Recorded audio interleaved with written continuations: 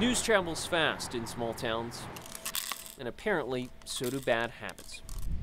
Bad news blew into Scott County, Indiana last July and was confirmed when Melissa Himmelheber answered the phone. My mom called and said, "Sis, he's not breathing. They can't get him to breathe."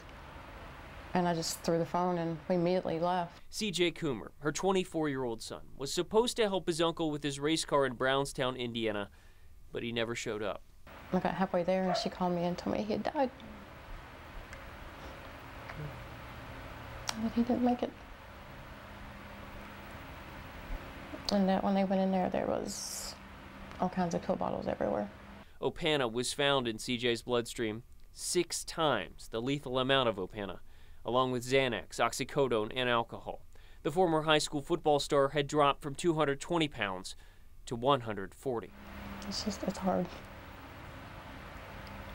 It really is. Melissa says she tried tough love. She'd go weeks without speaking to her son. I mean, I came home and cried every night. I mean, no mother, no parent wants to see their child like that. CJ's downward spiral began after Melissa's divorce and their relocation from Texas to Indiana. She still struggles to comprehend that a tiny pill sent her son to an early grave. And I know that same night that my son passed away, there was 2 or 3 others that passed away as well from OPANA. Prescription drug abuse is a growing problem in this part of the country. Empty storefronts are a sign of a still slow-to-recover economy. Few jobs and desperate people create a vicious cycle here for drug abuse to flourish. A lot of people getting things stolen, flat screen TVs, laptops, jewelry, and they'll turn around and sell a 42-inch or trade a 42-inch flat screen TV for 1 OPANA. The Scott County Sheriff admits he can't arrest his way out of this mess. We're way overcrowded and understaffed. We're trying to make the arrest and hold people accountable. Unfortunately, our county lost 30 people to prescription drug overdose since January of 2011, almost all of which had OPANA in their system. It's a bad deal. This town is full of it. Horse farm owner Larry Maxwell knows it all too well. It's just caused a lot of problems in this town. The young teens who used to come help ride horses on his farm no longer show up.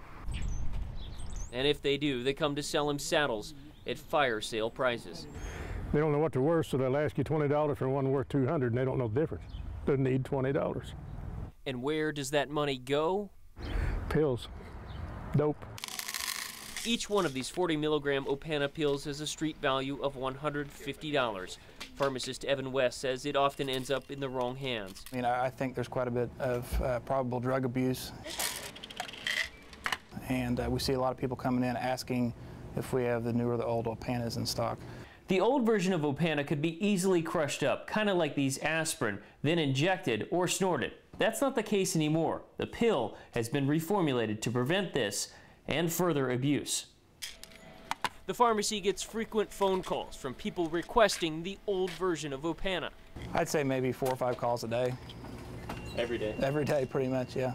And last month, the pharmacy dealt with an attempted yet unsuccessful robbery for OPANA. Jumped into the pharmacy area and presented his finger and thumb as a weapon, and then quickly realized he needed to put that in his jacket to look like a weapon.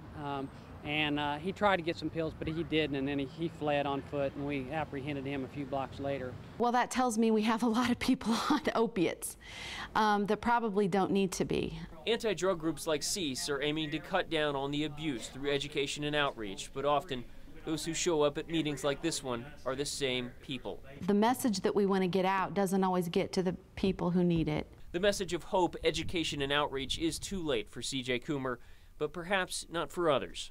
It'll be a year in July, and the numbness is just now wearing off. That numbness has been replaced by pain over the loss of C.J., her baby, the young man she could not protect. I want my son back. I knew what he was and what he could have been. And it's just, you know, you tried the tough love, and now I wish I would have never did the tough love because that took time that I could have had with him away.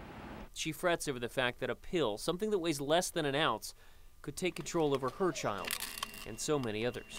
In Scott County, Indiana, Bennett Haberly, WDRB News.